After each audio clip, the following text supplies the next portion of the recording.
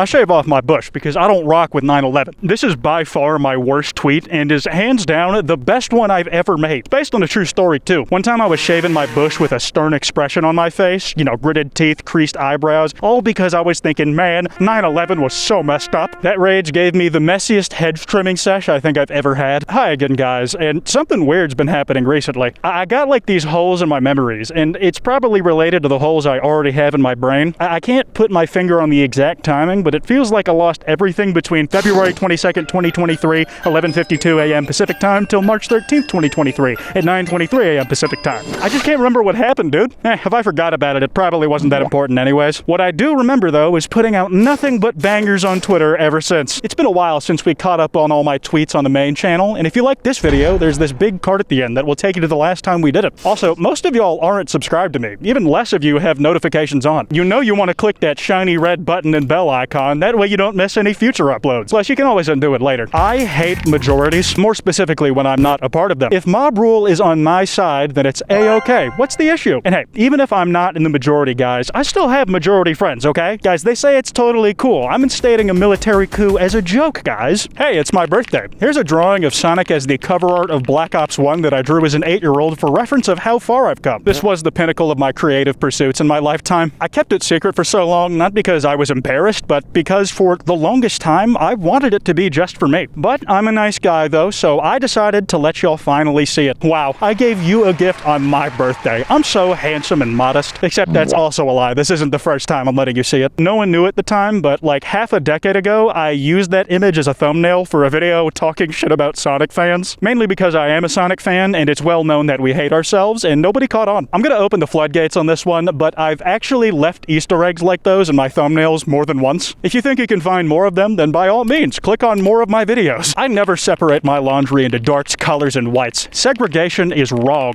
And I mean, that's true. That type of discrimination wasn't okay back then, and it absolutely has no place in modern society. Hell, I'm the result of mixing colors already. I refuse to interfere in the wash cycle of love. Your face is odd looking. Yeah, because I'd know what a normal one looks like. Sending these vague insults that seem directed at a single person but are actually broadcast to an audience has got to be in my top favorite ways to abuse my viewers' unhealthy parasocial relationship with me. Y'all have to get a fucking grip. I'm not even joking. I just scream nonsense into a void. A comment that sounds like it's directed at a single person when read, but is actually directed at an audience. This one specifically was actually an early version of a lyric from my song A Look In, available on all streaming services now. Though someone was actually willing to step up to me on this one. It's not often we get a challenger. But editor Nina, that is her full name, decided to stick her neck out for all the people with weird looking faces out there. In the replies, she questioned what I was trying to say, so I clarified. You have a fucked up looking face. That's also a line from the song, A Look In streaming everywhere. It actually ended up being great for me. Nina couldn't even who asked me here because she did. Nina made me specify because reading is hard for some people. Oh, a new challenger joins the fray. My alt Twitter at Kwite bruh had some heaters too. Wet shit mid-ass. Wet shit mid-ass. Okay, that's not a great first impression. I know I sound deranged saying that aloud, but if you figure out what wet shit mid-ass rhymes with, you'll agree that thing sucks too. It's kind of dope that God made clenching your butthole the toggle for pissing in maximum overdrive. Listen, if you got like a spare dick and balls laying around, next time you're using the bathroom in a rush and you turn on turbo mode, just pay attention to what muscles you're using to make that piss fly faster. Interestingly, the butthole button is also multi-purpose. It's like the human body's iPhone home button. I miss it so much. The butthole button also is how you force farts out, and with practice, how some dudes can come with no hands. It's a pretty good party trick. I forgot what the color blue was, but I looked up and remembered again. I was taking a walk when I thought of that one. I was just staring up at the clouds, and then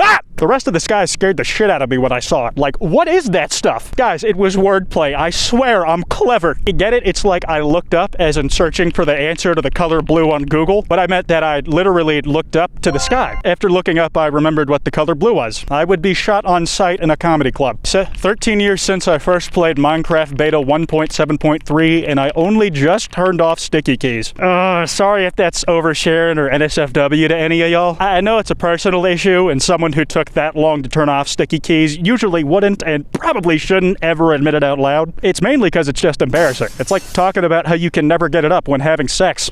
Who would do that? Thankfully, at least for the sticky keys, I fucking lied. I turned them bitches off years ago. Still much later than I should have, but if I told the truth, not enough people would make fun of me in the replies or relate to it, which would mean less people would have liked it. And you know, the bigger number, the better the person, as God intended. I pick my nose, and I know you do too. It's okay. You don't have to pretend anymore. And some 13,000 people heartwarmingly finally felt seen. This is such a common thing that goes unspoken, and that silence suffocates all of us. I had a personal moment of self-discovery on this issue. I realized how alone I wasn't when, in a call with some friends, one of them brought up the nose-picking question. Do people still pick their nose, he asked. Do any of us still pick our nose? They were genuinely curious. They asked us for details. Most of the people in the call were just firm deniers or were only former users, including the person who originally asked the question. One person hesitantly said they don't do it as much and are trying to stop, but you could feel the tension brewing. When it came my turn to share though, I don't know why, but I had some bullshit confidence that I usually never have. Maybe it was because I felt safe around these people. Maybe I convinced my brain what I was about to say was just a bit, even though it was completely true. And I admitted without stuttering, yeah,